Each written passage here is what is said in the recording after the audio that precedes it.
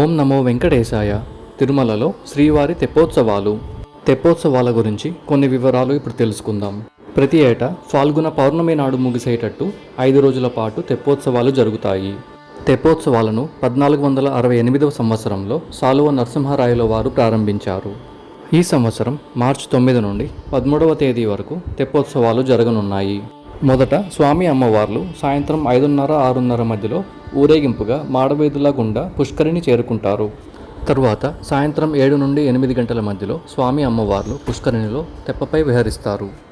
మొదటి రోజు శ్రీ సీతాలక్ష్మణ ఆంజనేయ సమేత శ్రీ రామచంద్ర స్వామివారు, రెండవ రోజు శ్రీ రుక్మిణీ సమేత శ్రీకృష్ణ స్వామివారు, 3, 4, 5వ రోజులలో శ్రీదేవి భూదేవి సమేత శ్రీ మలేప స్వామివారు తెప్పపై విహరించి భక్తులను ఆశీర్వదిస్తారు.